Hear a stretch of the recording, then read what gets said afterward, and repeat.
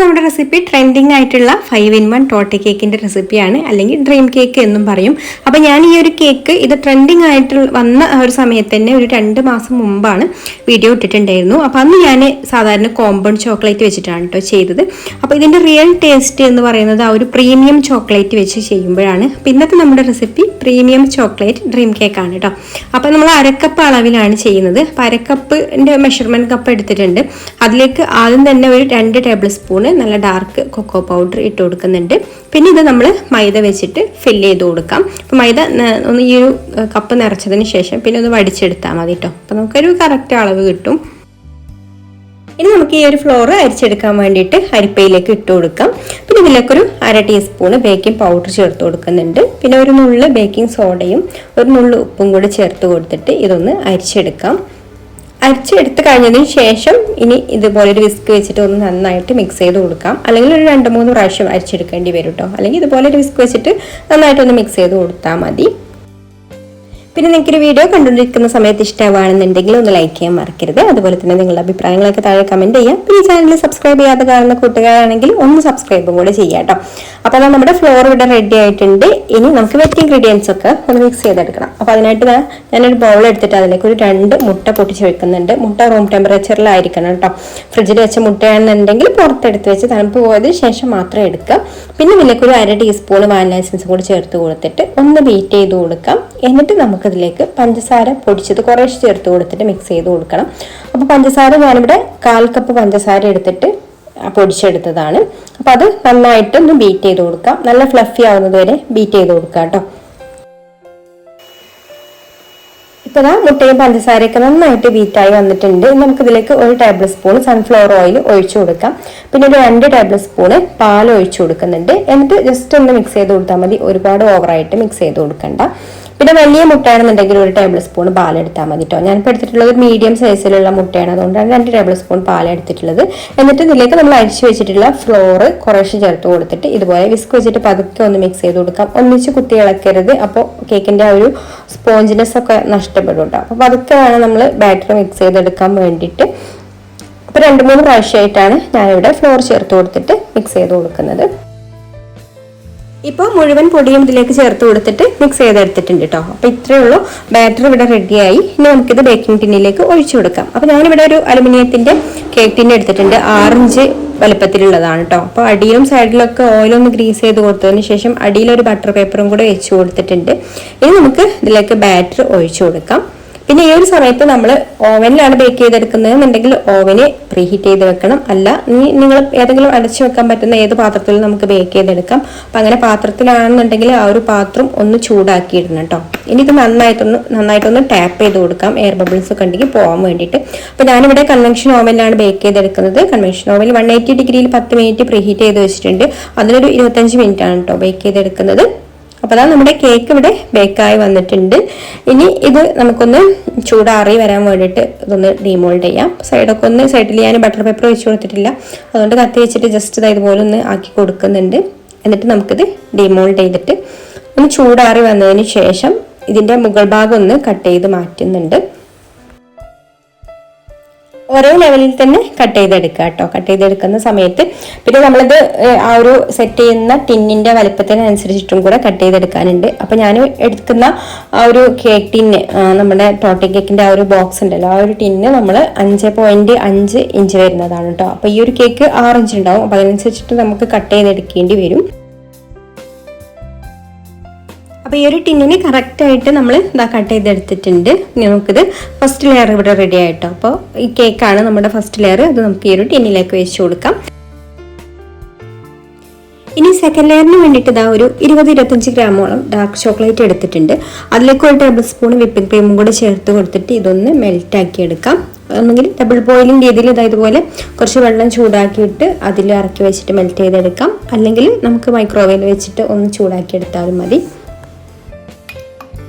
അപ്പോൾ ഇതിവിടെ മെൽറ്റായി വന്നിട്ടുണ്ട്. ഈ ഒരു ബൗളിലേക്ക് ഒരു 1/4 കപ്പ് വിപ്പിംഗ് ക്രീം എടുത്തിട്ടുണ്ട്.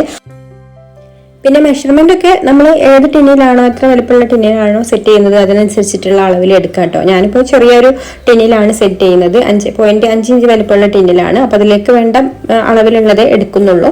അപ്പോൾ ഇതൊന്ന് ബീറ്റ് ചെയ്തെടുക്കാം. ഒരുപാട് നല്ല സ്റ്റിഫ് ആവൊന്നും വേണ്ട, എന്നാൽ അത്യാവശ്യം ഒരു തിക്കായിട്ടുള്ള ഒരു ക്രീമായിട്ട് കിട്ടിയാൽ മതി. പിന്നെ 1/4 കപ്പ് വിപ്പിംഗ് ക്രീം ബീറ്റ് ചെയ്തെടുക്കുമ്പോൾ കുറച്ച് അധികം തന്നെ ഉണ്ടാവും കേട്ടോ. അധികം നല്ല ഈ ഒരു കേക്കിലേക്ക് കറക്റ്റ് ആയിരിക്കും. അപ്പോൾ ഇതൊന്ന് ബീറ്റായി വന്നാൽ നമുക്ക് ഇതിലേക്ക് ഇനി നമ്മൾ മെൽറ്റ് ചെയ്ത് വെച്ചിട്ടുള്ള ഒരു ചോക്ലേറ്റ് ഉണ്ടല്ലോ, ചോക്ലേറ്റും പിന്നെ ഒരു ടേബിൾ സ്പൂൺ വിപ്പിംഗ് ക്രീമും ചേർത്ത് കൊടുത്തിട്ടുണ്ട്.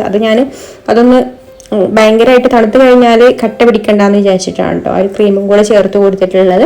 ഇനി ഇത് സ്പൂൺ വെച്ചിട്ട് തന്നെ ഒന്ന് നന്നായിട്ടൊന്ന് മിക്സ് ചെയ്ത് കൊടുത്താൽ മതി. പിന്നെ ബീറ്റർ വെച്ചിട്ട് തന്നെ ബീറ്റ് ചെയ്തെടുക്കുകയാണെന്നുണ്ടെങ്കിൽ കുറച്ചും കൂടെ ഇത് തിക്കായിട്ട് വരും കേട്ടോ. അപ്പം അത്രക്ക് നമുക്ക് തിക്കായിട്ട് വേണ്ട, ഈ ഒരു കറക്റ്റ് പരുവത്തിൽ ഇതാണ് കേട്ടോ ഇതിൻ്റെ ഒരു കറക്റ്റ് പരുവം. നമ്മൾ മൂസൊക്കെ ഉണ്ടാക്കുകയാണെന്നുണ്ടെങ്കിൽ അതിൻ്റെ ആ ഒരു കറക്റ്റ് പരുവത്തിൽ ഇത്രയും ആയാൽ മതി.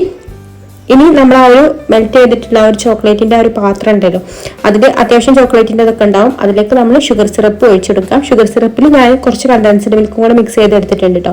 അപ്പോൾ അതും കൂടെ ചേർത്ത് കൊടുത്തിട്ട് ഇതിലുള്ള ഈ ഒരു ചോക്ലേറ്റിലൊക്കെ നന്നായിട്ടൊന്ന് മിക്സ് ചെയ്ത് കൊടുക്കാം. അപ്പോൾ നമുക്കൊരു ചോക്ലേറ്റ് സിറപ്പായിട്ട് കിട്ടും കേട്ടോ. അപ്പോൾ ഇത് വെച്ചിട്ടാണ് പിന്നെ നമ്മൾ കേക്ക് സോക്ക് ചെയ്തെടുക്കുന്നത്. അപ്പോൾ ഇത് വെച്ചിട്ട് കേക്ക് സോക്ക് ചെയ്തെടുക്കുകയാണെങ്കിൽ നല്ലൊരു ടേസ്റ്റ് തന്നെയാണ് കേട്ടോ.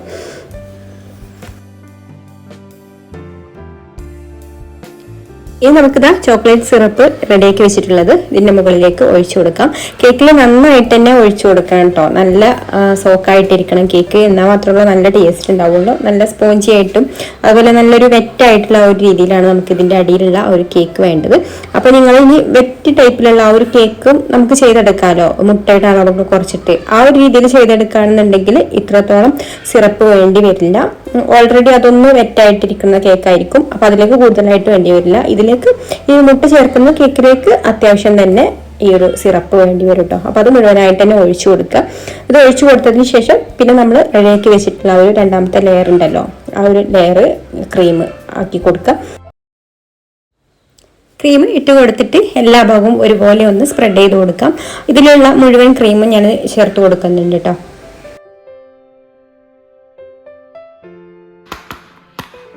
ഇനി ഇത് സെറ്റ് ആവാൻ വേണ്ടിയിട്ട് നമുക്ക് ഫ്രിഡ്ജിലേക്ക് വെക്കാം. പെട്ടെന്ന് സെറ്റ് ആവണമെന്നുണ്ടെങ്കിൽ ഫ്രീസറിൽ വെച്ചാൽ മതി കേട്ടോ. ചോക്ലേറ്റ് ആയതുകൊണ്ട് പെട്ടെന്ന് തന്നെ സെറ്റായിട്ട് കിട്ടും. ഇനി ഇതാ ഞാൻ അടുത്ത ലെയറിന് വേണ്ടിയിട്ട് ഹെർഷീസിന്റെ മിൽക്ക് ചോക്ലേറ്റ് ആണ് കേട്ടോ എടുത്തിട്ടുള്ളത്. ഹെർഷീസിന്റെ ചോക്ലേറ്റ് അത്യാവശ്യം റേറ്റ് കൂടിയിട്ടുള്ള ചോക്ലേറ്റ് ആണ്, പ്രീമിയം ചോക്ലേറ്റ് ആണ്. പിന്നെ ഇതിന് പകരം നിങ്ങൾക്ക് ഡയറി മിൽക്കും എടുക്കാം കേട്ടോ, അതും നല്ല ടേസ്റ്റ് ഉണ്ടാവും. അപ്പോൾ ഇത് ഞാൻ എടുത്തിട്ട് ഈ ഒരു ബൗളിലേക്ക് ഇട്ട് കൊടുക്കുന്നുണ്ട്. പിന്നെ ഇതിലേക്ക് ഞാൻ ഫ്രഷ് ക്രീം ആണ് കേട്ടോ ചേർത്ത് കൊടുക്കുന്നത്. വിപ്പിംഗ് ക്രീം ആകുമ്പോൾ മധുരം കുറച്ചൊരു കൂടുതലായിട്ട് വരും, ഒരു കുത്തുന്ന മധുരം വരും വിപ്പിംഗ് ക്രീമിലും സ്വീറ്റ് ആയതുകൊണ്ട്. അപ്പോൾ ഞാൻ ഇതിലേക്ക് ആവശ്യത്തിന് ഫ്രഷ് ക്രീമും കൂടെ ഒഴിച്ചു കൊടുത്തിട്ട് ഇതൊന്ന് മെൽറ്റ് ചെയ്തെടുക്കുകയാണ്. അപ്പോൾ നിങ്ങൾക്ക് നേരത്തെ ചെയ്ത പോലെ തന്നെ ഡബിൾ ബോയിലിംഗ് രീതിയിൽ മെൽറ്റ് ചെയ്തെടുക്കാം, അല്ലെങ്കിൽ ഇതുപോലെ മൈക്രോവേവിൽ വെച്ചിട്ട് ഒന്ന് മെൽറ്റ് ചെയ്തെടുത്താൽ മതി. ജസ്റ്റ് ഒന്ന് ചൂടാക്കി എടുത്താൽ മതി കേട്ടോ. അപ്പോൾ തന്നെ ഇതുപോലെ കിട്ടും. പിന്നെ ഭയങ്കര തിക്കായിട്ടുണ്ടെങ്കിൽ ഈ ഒരു സമയത്ത് നമുക്ക് ഫ്രഷ് ക്രീമൊക്കെ ആവശ്യത്തിന് ചേർത്ത് കൊടുത്തിട്ട് ലൂസാക്കി എടുക്കാം കേട്ടോ. പിന്നെ ഇതിലേക്ക് നമുക്ക് ഏത് നട്ട്സ് ആണോ വേണ്ടത് അത് ഇട്ട് കൊടുക്കാം. ഞാനിവിടെ കാഷ്യൂനട്ട് ചെറുതായിട്ട് മുറിച്ചതാണ് കേട്ടോ ഇട്ട് കൊടുത്തിട്ടുള്ളത്, അല്ലെങ്കിൽ ഹേസൽനട്ടോ ബദാമോ ഒക്കെ എടുക്കാം. എന്നിട്ട് നമ്മളിതാ സെറ്റായി വന്നിട്ടുള്ള ആ ഒരു ക്രീമിൻ്റെ മുകളിലേക്ക് ഇത് ഒഴിച്ചു കൊടുത്തിട്ട് സ്പ്രെഡ് ചെയ്ത് കൊടുക്കാം. ഇതും അത്യാവശ്യം നല്ല കട്ടിയിൽ തന്നെ ഒഴിച്ചു കൊടുക്കാം കേട്ടോ. അപ്പോൾ എല്ലാ ഭാഗത്തും ഒരുപോലെ ഒന്ന് സ്പ്രെഡ് ചെയ്ത് കൊടുക്കാം. അപ്പോൾ ഇതുപോലുള്ള ഹെർഷീസിൻ്റെയോ അല്ലെങ്കിൽ ഡയറി മിൽക്കിലോ ആ ഒരു ചോക്ലേറ്റ്സിലൊക്കെ ചെയ്യുമ്പോഴാണ്, പ്രീമിയം ചോക്ലേറ്റിലൊക്കെ ചെയ്യുമ്പോഴാണ് ഈ ഒരു ടോർട്ട് കേക്കിൻ്റെ അല്ലെങ്കിൽ ഡ്രീം കേക്കിൻ്റെ നല്ല കറക്റ്റ് ഒരു ടേസ്റ്റ് കിട്ടുന്നത് കേട്ടോ. അപ്പോൾ ഇതും കൂടെ ഇതുപോലെ സ്പ്രെഡ് ചെയ്ത് കൊടുത്തതിന് ശേഷം നമുക്കിത് ഫ്രിഡ്ജിൽ വെച്ചിട്ട് വീണ്ടും സെറ്റാക്കി എടുക്കാം. ഈ ഒരു ലെയറും കൂടെ നന്നായിട്ടൊന്ന് സെറ്റായിട്ട് വരട്ടെ. അപ്പം 3 ലെയറും റെഡിയായി. ഇനി 4ാമത്തെ ലെയറിന് വേണ്ടിയിട്ട് ഞാനിവിടെ ഹെർഷീസിൻ്റെ മിൽക്ക് ചോക്ലേറ്റ് തന്നെയാണ് എടുത്തിട്ടുള്ളത്. ഇതിലേക്ക് ക്രീമൊന്നും വേണ്ട, ഇത് ജസ്റ്റ് ഒന്ന് മെൽറ്റ് ചെയ്തെടുത്താൽ മതി. അപ്പോൾ ഇത് നമുക്കൊന്നെങ്കിൽ ഡബിൾ ബോയിലിംഗ് രീതിയിൽ മെൽറ്റ് ചെയ്തെടുക്കാം, അല്ലെങ്കിൽ മൈക്രോവേവിൽ വെച്ചിട്ട് ഒന്ന് ചൂടാക്കി എടുത്തിട്ട് നമുക്ക് ഇതിൻ്റെ മുകളിൽ ഒഴിച്ചു കൊടുക്കാം. പിന്നെ ഇത് മെൽറ്റാക്കി എടുത്താൽ വെക്കരുത് കേട്ടോ, പെട്ടെന്ന് തന്നെ ഇതിൻ്റെ മുകളിൽ സ്പ്രെഡ് ചെയ്ത് കൊടുക്കണം, അല്ലെങ്കിൽ കട്ടയായിട്ട് പോവും. അപ്പോൾ സ്പ്രെഡ് ചെയ്ത് കൊടുക്കുന്നതും നല്ല തിന്നായിട്ട് വേണം കേട്ടോ. ഇത് ഈ ഒരു ലെയർ കൊടുക്കാൻ വേണ്ടിയിട്ട് ഒരുപാട് കട്ടിയിൽ ഇത് കൊടുക്കരുത്.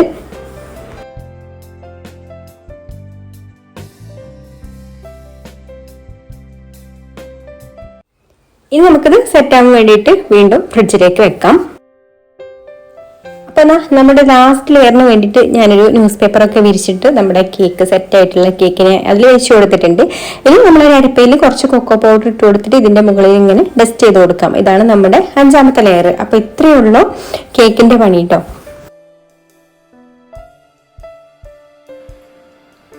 അപ്പോൾ നമ്മുടെ 5 ലെയറിലുള്ള ഡ്രീം കേക്ക് ഇവിടെ റെഡി ആയിട്ടുണ്ട്. നല്ല ടേസ്റ്റി ആയിട്ടുള്ള കേക്കാണ്. അപ്പോൾ ശരിക്കും ഇതിന്റെ ആ ഒരു റിയൽ ടേസ്റ്റ് കിട്ടുക നമ്മൾ പ്രീമിയം ചോക്ലേറ്റ് വെച്ച് ചെയ്യുമ്പോഴാണ്. ആ ഒരു ഇമ്പോർട്ടഡ് ചോക്ലേറ്റ് ആണ് ഇതിന്റെ ടേസ്റ്റ്. അല്ലെങ്കിൽ നമ്മൾ സാധാരണ കോമ്പൗണ്ട് ചോക്ലേറ്റ് വെച്ചിട്ട് ചെയ്യുകയാണെന്നുണ്ടെങ്കിൽ നമ്മൾ സാധാരണ ഒരു ട്രഫിൾ കേക്കിന്റെ ഒക്കെ ആ ഒരു ടേസ്റ്റ് കിട്ടുള്ളൂ കേട്ടോ. അപ്പോൾ പ്രീമിയം ചോക്ലേറ്റ് വെച്ചിട്ട് ചെയ്യുമ്പോഴാണ് അതിന്റെ ഒരു റിയൽ ടേസ്റ്റ് കിട്ടുന്നത്. അപ്പോൾ എല്ലാവർക്കും ഈ റെസിപ്പി ഇഷ്ടമായിട്ടുണ്ടാവുമെന്ന് വിചാരിക്കുന്നു. പിന്നെ മറ്റൊരു നല്ല റെസിപ്പിയുമായിട്ട് അടുത്ത വീഡിയോയിൽ കാണാം. Thank you.